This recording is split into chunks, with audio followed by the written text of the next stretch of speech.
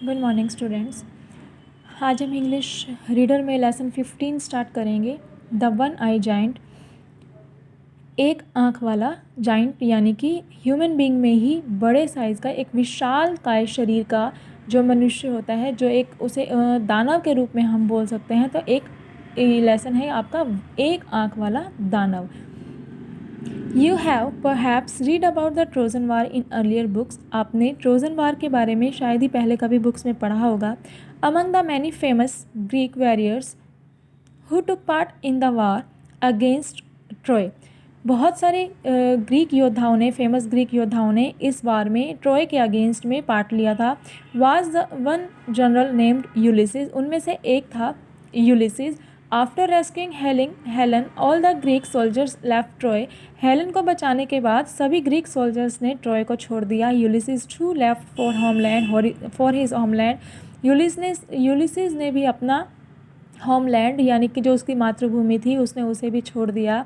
Ithaca in Greece along with his brave companions, और वह अपने ब्रेव बहादुर साथियों के साथ ग्रीस की ओर रवाना हो गए। Unluckily a fierce storm overtook their ship and drove it far out to sea and they lost their way, और एक बहुत ही भयानक तूफ़ान उनके समुद्र में जब वो जा रहे थे तो आया और उसके कारण वो रास्ता भटक गए और वो समुद्र में ही अपना जब जा रहे थे तो वहाँ से वो रास्ता भटक गए। After selling for a number of days, काफ़ी दिनों तक वे समुद्र में ही यात्रा करते रहे। Ulysses and his companions reach an island, और काफ़ी दिनों के बाद वो यात्रा करते करते एक आइलैंड पर पहुँचे। It was the country of Cyclops, और वह साइक्लोप्स की कंट्री थी। Who lived each in a separate cave, और वहाँ पर जो सभी लोग वो थे, वहाँ के जो रहने वाले थे, वो अपनी अपनी अलग अलग गुफाओं में रहते थे। They reared sheep and goats that were the size of donkey and moles,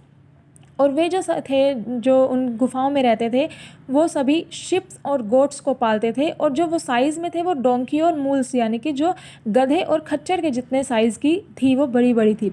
the leader of Cyclops was Polyphemus who lived in a big cave with the flocks of sheeps. तो जो साइक्लोप्स का leader था उसका क्या नाम था? पोलीफेमस। वो जो था एक बड़ी केव में रहता था और फ्लॉक ऑफ शिप, भेड़ों के झुंड के साथ वो उस बड़ी एक गुफा में रहता था। Ulysses and his man kept wandering on the island for many days till one day they come to the cave of Polyphemus and sat in front of it. Ulysses और उसके आदमी काफ़ी दिनों तक उस आइलैंड पर घूमते रहे और एक दिन वे पॉलीफेमस की केव के पास उसकी गुफा के पास पहुंचे और वहां उसके सामने बैठ गए। Towards the evening Polyphemus came with his sheep removing the heavy stone from the mouth of his cave, और शाम के समय पॉलीफेमस अपनी भेड़ों को लेकर आया और उसने उस गुफा के आगे भारी पत्थर रखे हुआ जो था उसको अपने मुंह से हटाया। He drove his sheeps inside it, और उन जो उनके भेड़ें थी उसको उसने उस गुफा के अंदर उन्होंने घुसा दिया। Then seeing Ulysses and his man, और फिर उसने यूलिसिस और उसके आदमियों को देखा। ही शाउटेड, और वह चिल्लाया, who are you and why are you sitting here, कि तुम कौन हो और यहाँ पर क्यों बैठे हो? Ulysses replied, we are Greeks and we have lost our way into your land, कि हम ग्रीक्स हैं और हम तुम्हारी इस धरती पर से हम अपना रास्ता भटक गए हैं। Polyphemus was very cunning, Polyphemus जो था वो बहुत चालाक था। He put on a smile on his face and said, और उसने अपने फेस पर स्माइल रखते हुए कहा, go into the cave and rest there, कि गुफा में जाओ और रेस्ट करो। All the Greeks got into the cave, सभी जो ग्रीक्स थे वो गुफा में चले गए। And Polyphemus put the huge stone against its mouth, और पॉलीफेमस ने भी अंदर जाकर उस पत्थर को अपने मुंह से उस गुफा के आगे लगा दिया। एट नाइट फॉल, जब रात होने लगी, the giant killed 2 Greeks and drank their blood, और उस जाइंट ने, पॉलीफेमस जो था उसने 2 ग्रीक्स को मारा और उनका ब्लड जो था उनका खून पी लिया। Then he ate up their flesh, और उनका मांस खा लिया। एंड च्यूड देयर बोन्स, और उनकी हड्डियों को चबा लिया। Ulysses and his companions kept helplessly watching the giant, और अब यूलिसिस और उसके जो साथी थे वो असहाय हो गए थे, उन्हें कहीं से हेल्प मिलने की उम्मीद भी नहीं थी। सून पॉलीफेमस फॉल फास्ट एस्लीप, और जल्दी ही पॉलीफेमस जो था वो एक गहरी नींद में सो गया। नेक्स्ट मॉर्निंग पॉलीफेमस उठा। Removing the stone from the cave door, उसने फिर से उस गुफा के डोर से उस स्टोन को, पत्थर को हटाया। ही ड्रोव हिज फ्लॉक्स आउट, और अपनी उस झुंड को, भेड़ों के झुंड को बाहर निकाला। And once again shut the door of the cave as before, और पहले की तरह ही उसने पत्थर को वहाँ पर उसने गुफा के दरवाजे को पत्थर से बंद कर दिया। Ulysses and his man were now prisoner of the giant, और अब जो यूलिसिस और उसके आदमी थे उनके कैदी बन चुके थे। He use to kill 2 Greeks every night, और अब वो हर एवरी नाइट वो 2 ग्रीक्स को मारता और खाता था। Ulysses was thinking very hard to do something to get rid of the giant, और अब यूलिसिस जो था वो सोचने लगा कि इस जाइंट से पीछा कैसे छुड़ाया जाए। At last he hit upon A plan, और अंत में उसे एक प्लान सूझा। When Polyphemus came with his flock of sheep in the evening, he killed 2 Greeks for his as usual supper. और फिर जब पॉलीफेमस शाम को आया, झुंड को वापस लेकर, भेड़ों के झुंड को वापस लेकर आया, तो उसने फिर से 2 ग्रीक्स को मारा, और वो सपर में उसने डेली की तरह उसने उन्हें खाया, मारा और खाया। Ulysses offered him wine to drink, Ulysses ने उसे वाइन ऑफ़र की, यानी कि उसने उसे पीने के लिए शराब ऑफ़र की। The giant was very pleased with Ulysses and said to him, giant ने जो पॉलीफेमस था वो यूलिसिस से बहुत खुश हुआ, और उसने उससे पूछा, व्हाट इज़ योर नेम, तुम्हारा नाम क्या है। ही replied, my name is nobody. Ulysses भी बहुत चालाक था, अब उसने कहा कि मेरा नाम कोई नहीं है। Polyphemus burst into laughter to hear this funny name, Polyphemus इस फनी नेम को सुनकर बहुत तेज़ से हंसने लगा।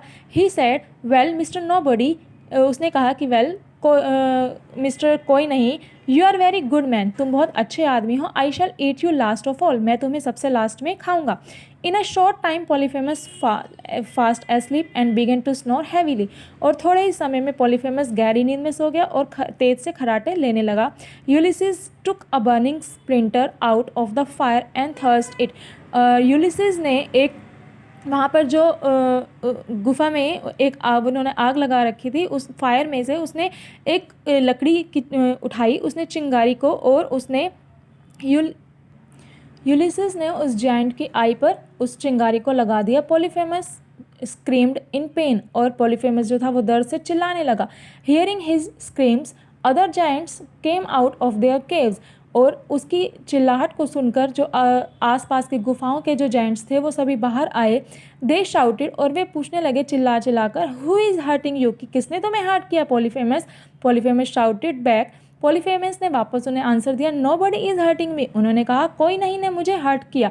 दे thought that no one was troubling him, कि कोई उसे परेशान नहीं कर रहा। And he was shouting under the effect of wine, so they went back, और उन्होंने ये सोचा कि वो वाइन के नशे में है और इसलिए वो ऐसे चिल्ला रहा है, और वे वापस चले गए। Polyphemus was blind now, Polyphemus जो था वो अब अंधा हो चुका था। So he was not able to catch the Greeks any more, तो अब वो किसी भी ग्रीक्स को पकड़ने के लिए सक्षम नहीं था। Each of them tied himself to the belly of a ship, अब जो सभी ग्रीक्स थे उन्होंने अपने आप को शीप्स के पेट के साथ अपने आप को बांध लिया। एज द डे ब्रोक, और जैसे ही दिन आया, अगला दिन आया, Polyphemus groped his way to the cave door, और पॉलीफेमस ने जो गुफा का दरवाज़ा था उसे ढूंढना टटोलना शुरू कर दिया, क्योंकि वो अब देख नहीं पा रहा था।